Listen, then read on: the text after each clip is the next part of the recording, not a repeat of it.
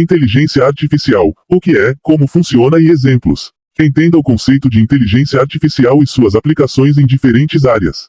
Veja também impactos positivos e negativos no futuro. A inteligência artificial é um conceito da tecnologia moderna que pressupõe uma inteligência protagonizada por máquinas. Aqui, podemos incluir computadores, celulares, tablets, plataformas de internet, sistemas industriais e até pequenos objetos eletrônicos. Na prática, a inteligência artificial é um conjunto complexo de programações que permite à máquina receber o mínimo de informações e instruções de humanos. Assim, a tendência é que ela opere, sozinha, o máximo possível. Ela vem sendo importante para a tecnologia porque está transformando a sociedade em diversos campos. No uso pessoal, assistentes de voz dos celulares e alto-falantes inteligentes são um tipo já consolidado de inteligência artificial. Mas o conceito está cada vez mais espalhado, na geração automática de textos e imagens, nos carros autônomos já lançados e em desenvolvimento, nas redes sociais, na internet das coisas e nos games. Apesar da excitação mundial, ainda há muita discussão sobre os impactos negativos da inteligência artificial se aplicada por pessoas, empresas e governos com objetivos escusos. O que é inteligência artificial? A inteligência artificial é um termo amplo para vários outros conceitos da computação que, operando sozinhos ou em conjunto, transmita a noção de que está pensando de forma próxima à de uma inteligência humana. O cérebro humano é capaz de raciocinar, aprender, armazenar dados e interpretá-los de acordo com o contexto e a linguagem usada. Da mesma forma, a inteligência artificial tenta fazer o mesmo, de acordo com sua programação e propósitos. Uma inteligência artificial pode ter alguns ou todos esses atributos: raciocínio e capacidade de resolver problemas, representação do conhecimento, aprendizagem, processamento de linguagem natural, percepção para deduzir o mundo ao redor. Inteligência social. História da inteligência artificial. A inteligência artificial surgiu primeiro na imaginação de artistas. Autores como Mary Shelley no clássico livro de terror, Frankenstein, 1818, ou o Checho Karel Capek na peça, R.U.R., 1920, exploravam o conceito de seres artificiais com algum grau de inteligência ou automação. Ou seja, o conceito de IA já na época flertava um pouco com o de robôs. Alguns dos primeiros cientistas que levantaram a ideia para o mundo real foram Alan Turing, matemático britânico considerado por muitos o pai da computação, e o colega de área estadunidense Alonzo Chart. A tese de Chart-Turing sugeria que uma máquina, ao lidar com versões elétricas dos símbolos 0 e 1, poderia simular qualquer processo de raciocínio formal. Tais símbolos seriam os bits que usamos em computadores hoje, que significam um impulso elétrico e a ausência dele, respectivamente. Em resumo, toda função efetivamente calculável é uma função computável, logo, passível de ser realizado por máquinas. Mas Turing foi além nesse pensamento em 1950, quando publicou seu clássico ensaio, Computing Machinery and Intelligence, Computing Machinery and Intelligence, considerado por muitos o marco zero da inteligência artificial.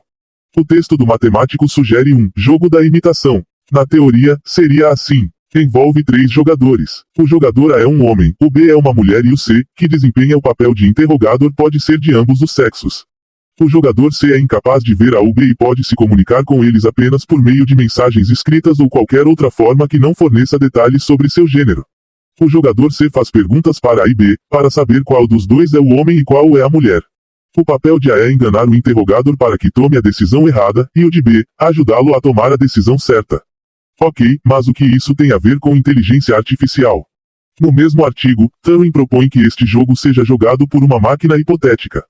Assim, os 3 participantes seriam um computador em teste, um humano e um juiz também humano, que por sua vez tem que conversar com os dois digitando a mensagem em um terminal. Desta vez, tanto o computador quanto o humano tentam convencer o juiz de que eles são o humano. Se ele não conseguir descobrir quem é quem, então o computador ganhou o jogo. Nascia aí a fagulha para que cientistas das gerações seguintes corressem atrás deste aparelho e fossem submetidos ao teste de Turing, como ficou conhecida essa habilidade de simular o comportamento de um humano com perfeição. Este modelo, segundo Turing, trazia até mesmo questões filosóficas sobre o que é uma máquina pensante. Dizia ele no texto: proponho-me a considerar a questão, as máquinas podem pensar? Em vez disso, ele substitui a pergunta por uma nova: as máquinas podem fazer o que nós, como entidades pensantes, podemos fazer? Ele argumentava que a nova pergunta traçava uma linha bastante nítida entre as capacidades físicas e intelectuais de um homem. Poucos anos depois, em 1956, os cientistas da computação John McCarthy e Nathaniel Rochester, além do cientista cognitivo Marvin Minsky e o matemático Claude Shannon, propuseram à faculdade de Dartmouth, Estados Unidos, em um projeto pioneira. Veja o que diziam: propomos que um estudo de 2 meses, composto por 10 homens, sobre inteligência artificial seja desenvolvido durante o verão de 1956 na Faculdade de Dartmouth, em Hanover, Nova Hampshire. Foi aí que o termo provavelmente foi cunhado. Aliás, McCarthy concordava com Turing e não achava correto dizer que as inteligências artificiais poderiam pensar como humanos, e sim, agir como eles. A inteligência artificial não é, por definição, simulação da inteligência humana, definiu. Pouco tempo depois, 2 linguagens de programação foram criadas para trabalhar especificamente com isso: a Lisp, criada por McCarthy, e a Prolog, da autoria dos cientistas da computação Alan Komerauer e Philip Roussel. Outro avanço da época foi o Perceptron, um tipo de rede neural artificial testado em 1958 pelo psicólogo Frank Rosenblatt. O teste foi realizado no Laboratório Aeronáutico de Cornell e, para alguns, marca o início do aprendizado profundo, Deep Learning, em inglês, uma das subdivisões da inteligência artificial. Outros trabalhos do tipo e que são considerados como as primeiras IAs foram ELIZA, lançada em 1966 como o primeiro chatbot a imitar a linguagem natural dos humanos, e o Deep Blue da IBM, o primeiro computador que derrotou uma pessoa de carne e osso, o campeão mundial de xadrez Garry Kasparov. E claro, a ficção científica continuou fascinada por isso nesse meio tempo. Nas décadas seguintes, a Maria do filme, Metrópolis, os droids C-3PO e R2-D2 da saga, Star Wars, e os replicantes de Blade Runner, são bons exemplos de inteligências artificiais tão perfeitas que agem como humanos. Como a inteligência artificial funciona? A inteligência artificial é aplicada em diferentes áreas hoje, como saúde, trânsito, educação, comunicações, artes e muitas outras. Normalmente ela é programada com muitos algoritmos que conseguem realizar tarefas em série, em função dos dados que recebe e envia para humanos. Algumas das principais técnicas das inteligência artificial atuais são: aprendizado de máquina, ocorre quando uma máquina precisa de informações constantes para aprender com isso, na base da tentativa e erro. Na prática, pode ficar tão inteligente que pode superar os humanos nas mesmas tarefas a longo prazo.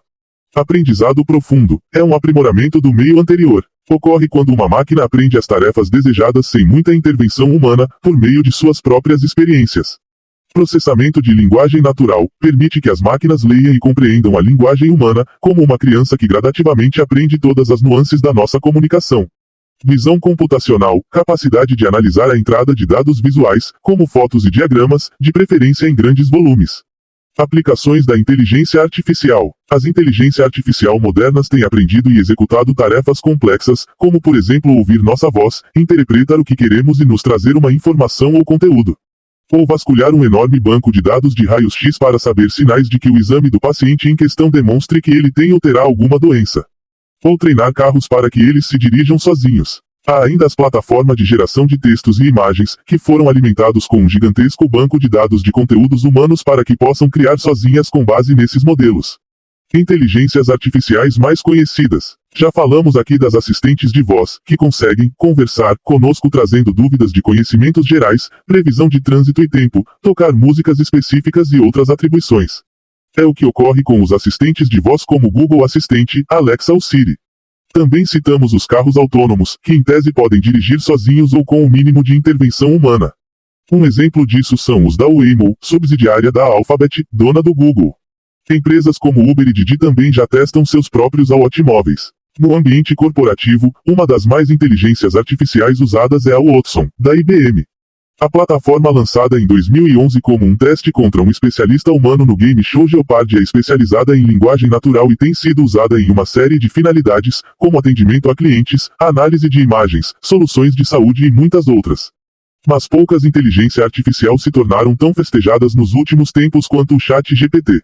É uma plataforma de geração de texto capaz de muita coisa: escrever códigos de programação, ensaios complexos, decorar sua casa e até apresentar ideias inovadoras de marketing. Ele também consegue resolver questões de matemática e criar poemas. Há ainda a inteligência artificial que fazem o mesmo com imagens, como Midjourney e Stable Diffusion. Pontos positivos do uso da inteligência artificial.